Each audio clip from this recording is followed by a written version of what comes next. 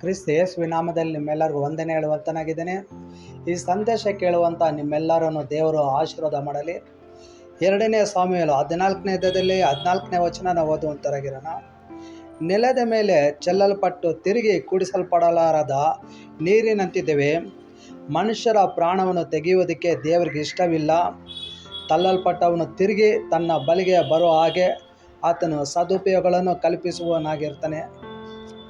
ದೇವರಿಗೆ ಸ್ತೋತ್ರವಾಗಲಿ. ಮನುಷ್ಯರ ಪ್ರಾಣವನ್ನು ದೇವರು ತೆಗೆಯೋದಕ್ಕೆ ಬಂದಿಲ್ಲ. ಮನುಷ್ಯರಿಗೆ ಆರೋಗ್ಯವನ್ನು ಕೊಟ್ಟು ಆಯಸ್ಕಾಲ ಕೂಡಿಸ್ಕೊಡೋಕ್ಕೋಸ್ಕರ ಯೇಸು ಕ್ರಿಸ್ತರು ಬಂದವನಾಗಿದ್ದಾನೆ. ಮನುಷ್ಯರ ಪಾಪದಿಂದ ಬಿಡುಗಡೆ ಕೊಡೋದಕ್ಕೋಸ್ಕರ ಸ್ವಂತ ಪ್ರಾಣವನ್ನು ಕೊಟ್ಟು ಸ್ವಂತ ರಕ್ತವನ್ನು ಸುರಿಸಿ ಸ್ವಂತ ಜೀವನ ಕೊಟ್ಟಂಥ ಯೇಸು ಕ್ರಿಸ್ತನಾಗಿದ್ದಾನೆ. ಇನ್ನು ಎಂಥ ಪರಿಸ್ಥಿತಿಯಲ್ಲಿ ಆಗಿದ್ದರೂ, ಎಂಥ ಇಕ್ಕಟ್ಟಿನ ಅವಸ್ಥೆಯಲ್ಲಿ ಆಗಿದ್ರೂ ಯೇಸು ಕ್ರಿಸ್ತನ ಬಳಿಯಲ್ಲಿ ಬರುವುದಾದರೆ ಡಿಪ್ರೆಷನ್ಗೊಳ್ಳೋಕ್ಕಿಂತ ಮುಂಚಿತವಾಗಿ, ಮಾನಸಿಕವಾಗಿ ನೊಂದ್ಕೊಳ್ಳೋಕ್ಕಿಂತ ಮುಂಚಿತವಾಗಿ ನೀನು ದೇವರ ಸಮ್ಮುಖದಲ್ಲಿ ಬರುವಾಗ ಕರ್ತನು ನಿನ್ನ ಪ್ರಾರ್ಥನೆ ಕೇಳೋದಕ್ಕೂ ಆಯಸ್ಕಾಲ ಕೂಡಿಸ್ಕೊಡೋದಕ್ಕೂ ದೇವರು ಸರ್ವಶಕ್ತನಾಗಿದ್ದಾನೆ. ಬೈಬಲ್ ಗ್ರಂಥದಲ್ಲಿ ನಾವು ನೋಡಬೇಕಾದ್ರೆ ಎಲಿಯ ಪ್ರವಾದಿ ಇಜ್ಬೇಲಲು ವಿರೋಧವಾಗಿ ಎದ್ದಳುವಾಗ ತನ್ನ ಮರಣವನ್ನು ಅಪೇಕ್ಷಿಸುವಂತನಾಗಿದ್ದಾನೆ. ಜಾಲಿ ಗಿಡದ ಕೆಳಗಡೆ ಕುಳಿತುಕೊಂಡು ದೇವರ ಸಮ್ಮುಖದಲ್ಲಿ ನನ್ನ ಪ್ರಾಣವನ್ನು ತೆಗೆ ಅಂತ ಹೇಳ್ಬಿಟ್ಟು ದೇವರ ಸಮ್ಮುಖದಲ್ಲಿ ಕೇಳುವಂತನಾಗಿದ್ದಾನೆ. ಕೇಳಿ ಜಾಲಿ ಗಿಡದ ಕೆಳಗಡೆ ಮಲಗುವಂತನಾಗಿರ್ತಾನೆ.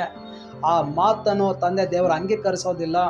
ದೂತರ ಮೂಲಕವಾಗಿ ಆತನಿಗೆ ಪೋಷಿಸಿ ಆತನು ಮತ್ತೆ ದೇವರ ಮಾರ್ಗದಲ್ಲಿ ನಡೆಯೋದಕ್ಕೆ ಪರಲೋಕ ದೇವರ ಅನುಕೂಲ ಮಾಡುವಂತನಾಗಿದ್ದಾನೆ.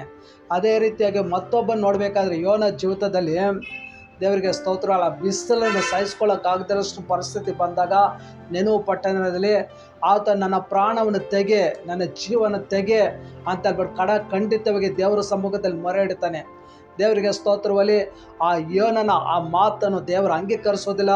ಆ ಮಾತನ್ನು ದೇವರು ನಿರಾಕರಿಸುವಂತನಾಗಿರ್ತಾನೆ. ಕಾರಣ ಏನಂದರೆ, ಮನುಷ್ಯರ ಪ್ರಾಣವನ್ನು ತೆಗೆಯೋದಕ್ಕೆ ತಂದೆ ದೇವರಾದ ಯೇಸು ಕ್ರಿಸ್ತನು ಬಂದಿಲ್ಲ. ಮನುಷ್ಯರಿಗೋಸ್ಕರ ಜೀವನ ಕೊಡೋದಕ್ಕೂ, ಪ್ರಾಣ ಕೊಡೋದಕ್ಕೂ, ರಕ್ತ ಸುರಿಸ್ಕೋದು, ಬಿಡುಗಡೆ ಕೊಡೋದಕ್ಕೂ, ವಿಮೋಚನೆ ಕೊಡೋದಕ್ಕೂ, ಅದ್ಭುತ ಮಾಡೋದಕ್ಕೂ ಯೇಸು ಕ್ರಿಸ್ತರು ಬಂದವನಾಗಿದ್ದಾನೆ. ಹಾಗಾದರೆ ಯೋನನ ಜೀವಿತದಲ್ಲಿ ದೇವರು ಮತ್ತೆ ನೆನಪಟ್ಟನಿಗೆ ಸುವಾರ್ತೆ ಸಾರಲು ಮತ್ತೆ ದೇವರು ನಮ್ಮನ್ನು ಮಯಪಡಿಸೋದಕ್ಕೂ ದೇವರು ಮತ್ತೆ ಅನುಗ್ರಹ ಮಾಡುವಂತನಾಗಿದ್ದಾನೆ. ಹಾಗಾದರೆ ಯೋನ ಜೀವಿತದಲ್ಲಿ, ಎಲಿಯ ಪ್ರವಾದಿ ಜೀವಿತದಲ್ಲಿ ಇವರಿಬ್ಬರು ಮರಣವನ್ನು ಅಪೇಕ್ಷಿಸಿದ್ರು, ದೇವರ ಸಮ್ಮುಖದಲ್ಲಿ ಕೇಳಿದ್ರು ಈ ಮಾತು ದೇವರು ತಳ್ಳಿದರೆ ಮತ್ತೆ ಆತ್ಮಿಕದಲ್ಲೂ ವಾಕ್ಯದಲ್ಲಿ ಸಾರೋದಕ್ಕೆ ದೇವರು ಕೃಪೆಯನ್ನು ದಯಪಾಲಿಸುವಂತನಾಗಿದ್ದಾನೆ. ದೇವರ ಅನುಗ್ರಹ ಅವ್ರ ಮೇಲೆ ಇರುತ್ತೆ. ದೇವರಿಗೆ ಸ್ತೋತ್ರ. ಈ ಸಂದೇಶ ಕೇಳುವಂಥ ಪ್ರಿಯರೇ, ಎಂಥ ಪರಿಸ್ಥಿತಿಯಲ್ಲಾಗಿದ್ದರೂ ಕೂಡ ನಮ್ಮ ಜೀವನದಲ್ಲಿ ಕೆಲವು ಸಮಯ ಸಂದರ್ಭದಲ್ಲಿ ನಾವು ಮರಣನ ಅಪೇಕ್ಷಿಸ್ಬೋದು, ನಮ್ಮ ಜೀವ ಸಾಕಂತ ಯೋಚಿಸ್ಬೋದು. ಕುಟುಂಬದ ಬಾಧೆ ತಡೆಯೋಕ್ಕಾಗ್ದಿರ, ಸಾಲ ಬಾಧೆ ತಡೆಯೋಕ್ಕಾಗ್ದಿರ, ಮರಣಕರ ವ್ಯಾಧಿ ತಡೆಯೋಕ್ಕಾಗ್ದಿರ, ಇನ್ನು ಹಲವಾರು ವೇದನೆಗಳು ತಡೆಯೋಕ್ಕಾಗ್ದಿರ ನೀನು ಮರಣವನ್ನು ಅಪೇಕ್ಷಿಸ್ಬೋದು. ಪ್ರಿಯರೇ, ನೀನು ದೇವರ ಸಮ್ಮುಖದಲ್ಲಿ ಕುಳಿತು ನೀನು ಪ್ರಾರ್ಥನೆ ಮಾಡುವುದಾದರೆ ನಿನ್ನ ಜೀವನ ತೆಗೆಯುವ ದೇವರಲ್ಲ, ಆತನು ಎಲ್ಲವನ್ನು ಸಂಧಿಸುವಂತನಾಗಿದ್ದಾನೆ, ಆಶೀರ್ವಾದ ದಯಪಾಲಿಸುವಂತನಾಗಿದ್ದಾನೆ. ಈ ಸಂದೇಶ ಕೇಳುವಂಥ ದೇವರು ನಿಮ್ಮೆಲ್ಲರನ್ನು ಅನುಗ್ರಹ ಮಾಡಲಿ. ನಾವೆಲ್ಲರೂ ಕಣ್ಣುಗಳನ್ನು ಮುಚ್ಚಿ ನಾವು ಪ್ರಾರ್ಥನೆ ಮಾಡುವಂತರಾಗಿರೋಣ. ಮೈಮಲ್ಲ ಪರಲೋಕದ ತಂದೆಯಾಗಿರೋ ದೇವರೇ, ಹೌದು ಕರ್ತನೆ, ಈ ಒಳ್ಳೆ ಬೆಳಗಿನ ಜಾವದಲ್ಲಿ ನಮಗೆ ಒಳ್ಳೆ ವಾಕ್ಯದ ಮೂಲಕ ಒಳ್ಳೆ ಸಂದೇಶನ ಕೊಟ್ಟಿಗಾಗಿ ನಿಮಗೆ ಆರಾಧನೆ ಮಾಡುವಂತನಾಗಿದ್ದೇನೆ. ಎಲಿಯ ಪ್ರವಾದಿ ಮರಣವನ್ನು ಅಪೇಕ್ಷಿಸಿದರು, ಆ ಮಾತನ್ನು ತಳ್ಳಿ ಮತ್ತೆ ಎಲಿಯ ಪ್ರವಾದಿಯನ್ನು ಕರ್ತನೆ ಸ್ತೋತ್ರ ನಿನ್ನ ಆಲೋಚನೆಯೊಟ್ಟಿಗೆ ನಡೆಸಿದ್ರ. ಅದೇ ರೀತಿಯಾಗಿ ಯೋನ ನೋಡಬೇಕಾದ್ರೆ ಮರಣವನ್ನು ತೆಗಿ, ನನ್ನ ಜೀವನ ತೆಗಿ ಅಂತೇಳಿ ಅಪೇಕ್ಷಿಸಿದ್ರು ಕೂಡ ಆ ಮಾತನ್ನು ತಳ್ಳಿ ಮತ್ತೆ ಕರ್ತನೆ ನೆನಪು ಪಟ್ಟನೆ ಸುವಾರ್ತೆ ಮಾಡೋದಕ್ಕೆ ಅವಕಾಶ ಮಾಡಿಕೊಡೋಕ್ಕೆ ಸ್ತೋತ್ರ ಮಾಡ್ತೇನೆ.